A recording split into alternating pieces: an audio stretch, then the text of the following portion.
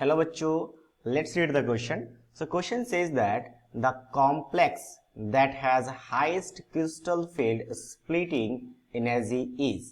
So ये splitting energy क्या होता है? जैसे अगर हम बात करें तो यहाँ पे आपके पास लिगेंड की, अगर यहाँ पे कोऑर्डिनेशन कंपाउंड कोऑर्डिनेशन नंबर की बात करें, कोऑर्डिनेशन नंबर की मतलब कितने लिगेंड्स हैं जो अपना लॉन पे डोनेट कर रहे हैं, तो यहाँ पे 4 है। तो इसका शेप या तो स्क्वायर प्लेनर होगा या तो फिर आपका टेट्राहेड्रल होगा, तो वो हम यहाँ पे डिस्कस नहीं करेंगे शेप के बारे में। यहाँ की अगर हम बात करें तो टोटल 5 और 1 6 हो गया, तो कोऑर्डिनेशन नंबर इसका 6 है, तो इसे हम ऑक्टाहेड्रल कहते हैं। यहाँ पे भी 6 है तो ये भी ऑक्टाहेड्रल है, और यहाँ पे भी 6 है तो ऑक्टाहेड्रल है। तो अब स्प्लिटिंग जो होता है किस तरीके से कि डी ऑर्बिटल्स, हमें पता है कि डी जो सबशेल है उस डी सबशेल में 5 ऑर्बिटल्स होते हैं, ठीक है। तो 5 ऑर्बिटल्स का जब लिगेंड अप्रोच करते हैं तो इसको 2 पार्ट में डिवाइड कर देते हैं। अब जैसे मैंने कहा कि डिवीजन 3 तरीके से होती है, 3 तरीके से मतलब स्क्वायर प्लेनर के लिए अलग होंगी, ठीक है। अगर आपके पास टेट्राहेड्रल है तो अलग होंगी, और अगर ऑक्टाहेड्रल है तो अलग होंगी। फिलहाल मैं ऑक्टाहेड्रल को डिस्कस करूं क्योंकि यहाँ पे 6 है। तो ऑक्टाहेड्रल केस में क्या होता है कि 5 में से 3 ऑर्बिटल्स नीचे आ जाते हैं जिसकी एनर्जी लोअर हो जाती है, और 2 ऑर्बिटल्स की एनर्जी हायर हो जाती है, ठीक है।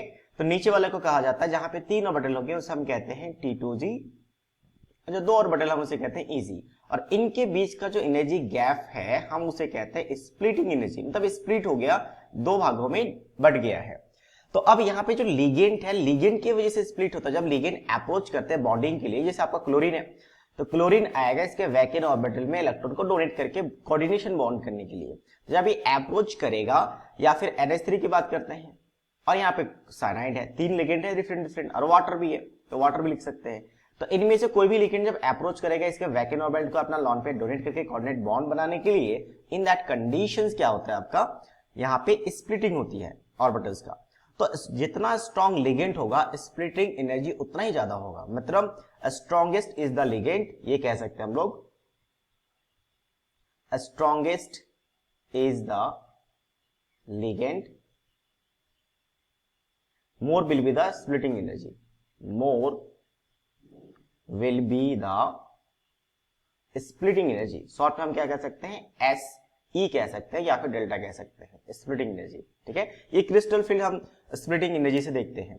तो अब हम यहाँ पे बात करते हैं कि अगर हमें ये कंपेयर करना हो तो सबसे पहले वाटर क्या होता है, मीडिएटर माना जाता है, ठीक है। वाटर मीडिएटर ना ही वीक ना ज्यादा स्ट्रॉन्ग है, और वाटर के पीछे जितने भी आपके पास है, जैसे आपके पास आयोडीन या फिर ब्रोमीन की बात करें, या फिर क्लोरीन की बात करें, या फिर फ्लोरीन की बात करें, ये सारे वीक लिगेंड माना जाता है, ये सारे वीक लिगेंड्स है।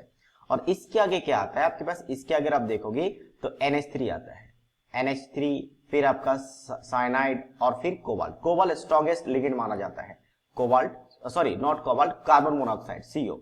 तो अगर यहां से देखा जाए तो हमारे पास कौन कौन से हैं, साइनाइड है, NH3 है, वाटर है और क्लोरीन है। तो इनमें से सबसे स्ट्रॉन्गेस्ट लिगेंड कौन है, सबसे स्ट्रॉन्गेस्ट लिगेंड, तो आपको ये आपका याद रखना पड़ेगा, जो आपको सीरीज है लिगेंड्स के सीरीज वो याद रखना पड़ेगा। मैंने सिर्फ यहाँ पे जितनी काम के उतने लिखे हैं, बट आपको याद रखना पड़ेगा। तो यहाँ पे सबसे स्ट्रॉन्गेस्ट लिगेंड कौन है, साइनाइड, और साइनाइड अगर स्ट्रॉन्गेस्ट लिगेंड है तो मतलब ऑप्शन डी में है साइनाइड। तो यहाँ पे स्प्लिटिंग एनर्जी क्या होगा, सबसे ज्यादा मैक्सिमम होगा। So that means option D is the right answer of this question. I hope you understood it well. All the best.